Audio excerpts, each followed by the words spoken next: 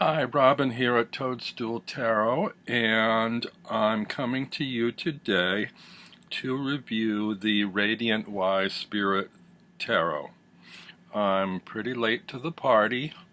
I know this is a deck that's been popular with a lot of other collectors, and I had pretty much sworn by the Smith-Waite Centennial Tarot in a tin, which I still swear by. It's still my favorite, but it's small, and I thought, oh, I might like to have a full-size deck. And so I looked at what was out there in terms of borderless decks, because that seems to be the major appeal of this, and thought, well, it comes down to two. It's the Smith-Waite Centennial Borderless or the Radiant Wise Spirit. Now, the one card that swore me against the Smith-Waite Centennial Borderless, and I just can't get beyond it, is the Queen of Pentacles, which if you look at online, the borderless edition shows the rose bushes over her head floating in a yellow sky. There's no support. In all the other versions, they seem to be dangling from an overhead tree or some kind of arbor or something that they're hanging down from. In the borderless edition, they're just floating in mid-air, and it drives me crazy. You wouldn't think one card would be enough to sway me, but that's the one that sold me on opting for the Radiant Wise Spirit Tarot. Now, this deck I ordered from Amazon. It came in this, puffy bubble wrap bag with no support in there. And I don't know whether it's because of the shipping or the manufacturing itself, but a couple of the corners on the box are a little bit dinged up. It doesn't bother me too much, but hey, when you're ordering something, you want it perfect. It ought to be so, right? I do like these. This is a Lo Scarabeo deck, and I do like this kind of box. I hate the tuck boxes, so this lift off top is fantastic. That's one of the major pluses for this deck. And it comes with a very thick little book, but it doesn't really give me much of anything new that I didn't know already. There's no illustrations in it other than some graphics for spreads, and it doesn't explain the particulars of this deck, why they shaded it or colored it the way they did, the design, why it was changed. It just talks about Arthur Waite and Pamela Coleman Smith's original designs for the deck, which this is not really accurate like the Centennial is. This has been modified with a kind of a almost 3D effect, and different coloring. Now, in the box comes with a little advertising card for Lo Scarabeo, and a title card. These are the backings, which are nice, and however, and they're borderless cards, which is nice. And I've never been one to edge my decks. However, I might with this. I don't know if you can see. Look what happens because of the design on the back. You get a stripy effect on the edges. I'm not sure if I like that. I'd rather have white borders and white edges than that stripy effect. So I don't know. This might be the first deck I actually give in to edging. The cards themselves look like they have been in the printing process punched out of their sheets, because some of the corners have a little bit of a bend to them. It's like, you won't be able to see this probably if I show you, but let's see. I don't know if you can see it on that corner tip there, how it kind of like sticks up. I don't know if that's enough of a defect for me to complain about. It's on a few of the cards, and it almost looks like if there's lamination there that might peel at some point. I don't know. But I don't know. I see at least 4 cards in a run here, and some later in the deck where that seems to be the case. So I don't really know, since it's mass manufactured, whether a replacement copy is going to make any difference. Now on these cards, they replaced Pixie's original script with a font, different font at the bottom, which I don't mind too much. I'm not sure how I feel about the coloration for the label on the bottom. It's kind of neutral, but maybe black might have been better. I don't know. And the images have a kind of a darker tone to the coloration and an atmospheric kind of smokiness and an almost 3-dimensional effect, which is nice, but it helps in the definition, if there's some unclear areas. However, the line work looks thicker to me. I mean, it's almost like somebody redrew this with a Sharpie. And so I think in that regard I like the Centennial version better with the finer artwork. And it's a little paler and feels more authentic, but these have very nice dramatic coloring to them. I'll try to go through more or less quickly. Oh, some people have complained about how glossy these cards are. I actually like glossy. I mean, maybe not for a video like this, because it, reflects the light and you have trouble seeing, but I actually like the feel of glossy art. Now,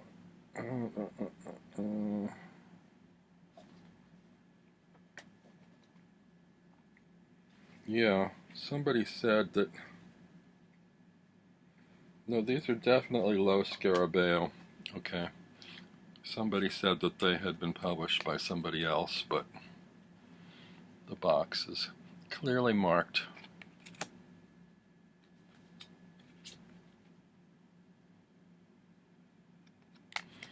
You can see the colors are bright and rich. The images pop because they go right to the borders. It almost reminds me of the Radiant Rider deck. Maybe that's why they called it Radiant Wise Spirit. Because the colors are bright and vivid, but they also have a kind of a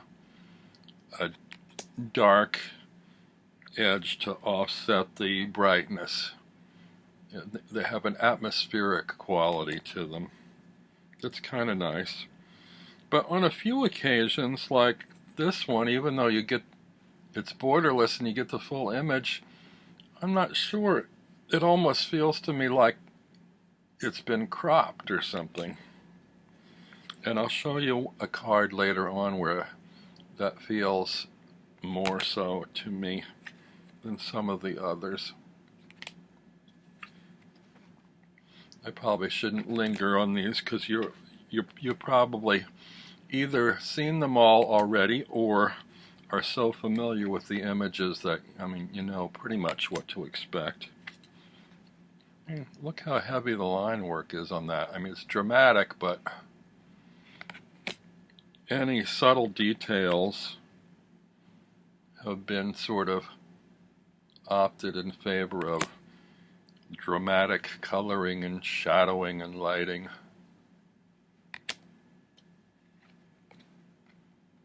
Look how heavy the lines are around that sun and the rays. I mean, like I said, it looks like a Sharpie was used.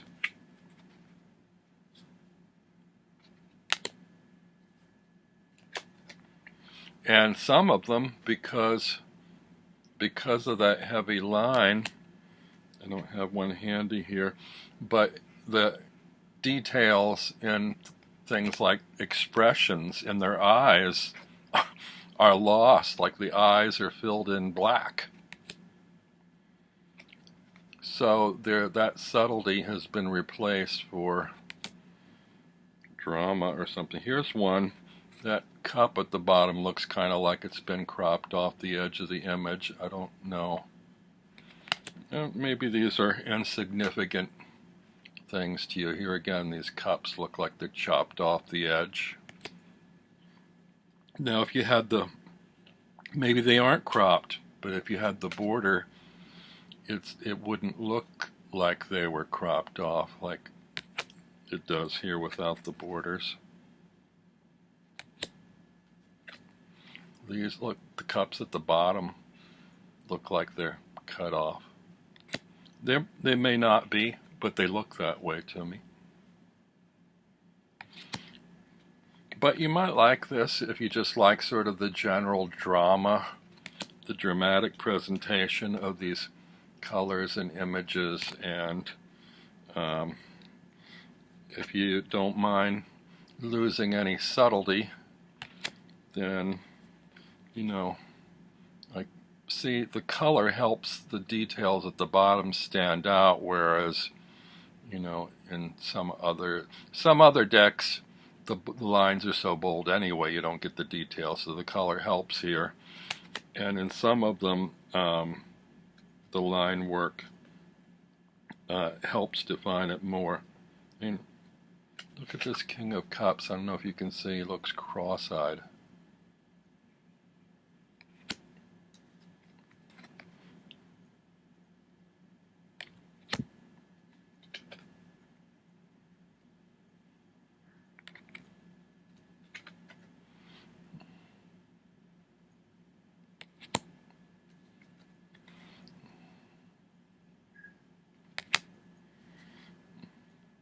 Here's another one that looks like it feels cropped.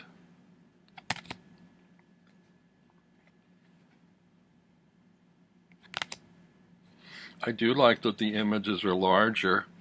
Maybe the lines just look heavy because the images are larger, because there aren't borders, so they were able to blow the images up a little bit bigger.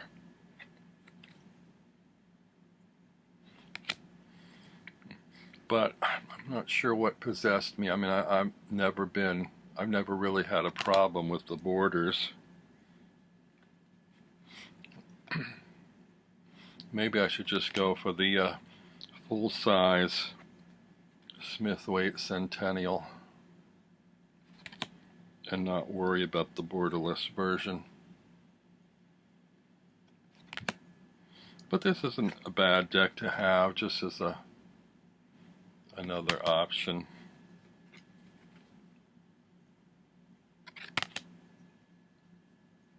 Here the swords are chopped off on the edges, but maybe they are in the original card, I don't know.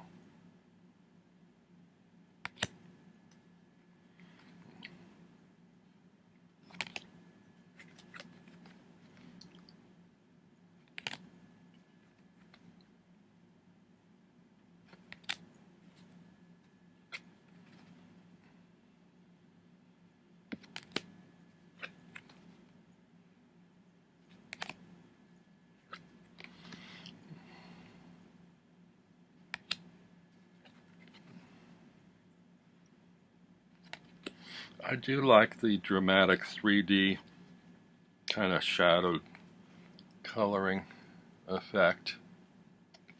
Not sure what Pixie would say about it, but a lot of these deck producers have taken liberal advantage of reimagining her work.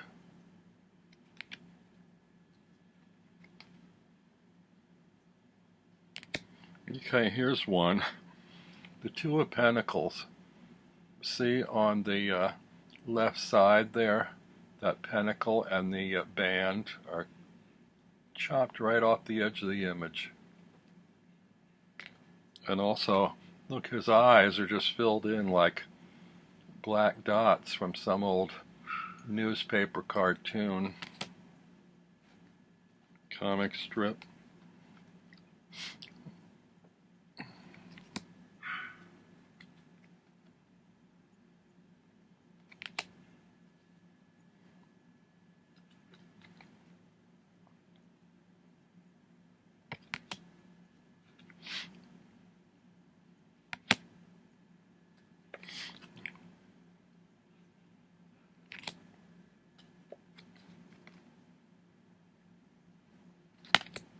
One of the things I didn't like about the Radiant deck was that the facial expressions seemed to vary.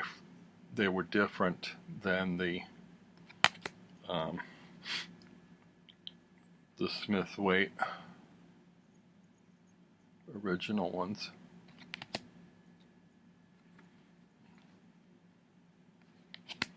Now here's the card I was talking about.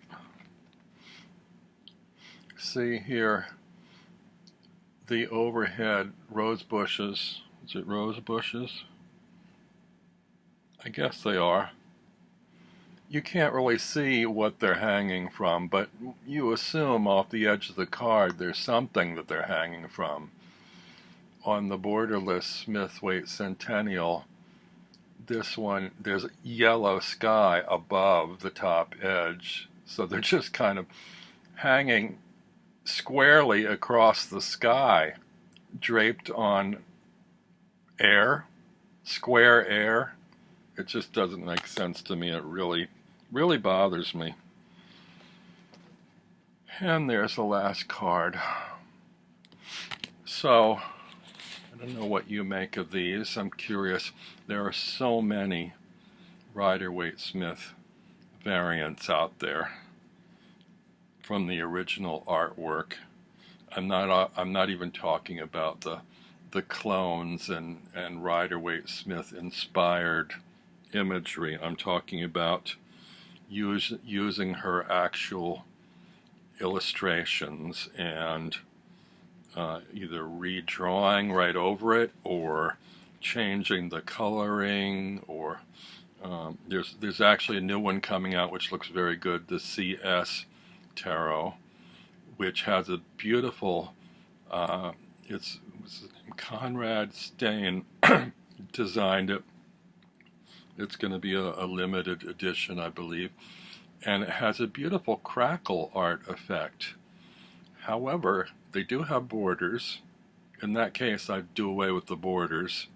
And the crackle effect is only on the sky backgrounds. So when you have something like the High Priestess, there's virtually no crackle effect. Now, what I would have done is put a faint ghost of crackle effect across the whole surface of the image to give it that antique aged look. But who knows, maybe he'll do a second edition where it would have been a lot easier for him to do that than the work to segregate out the images and isolate the backgrounds and apply a crackle effect only to the skies. But whatever. So there you have it, the Radiant Wise Spirit. I don't know how they arrived at that name.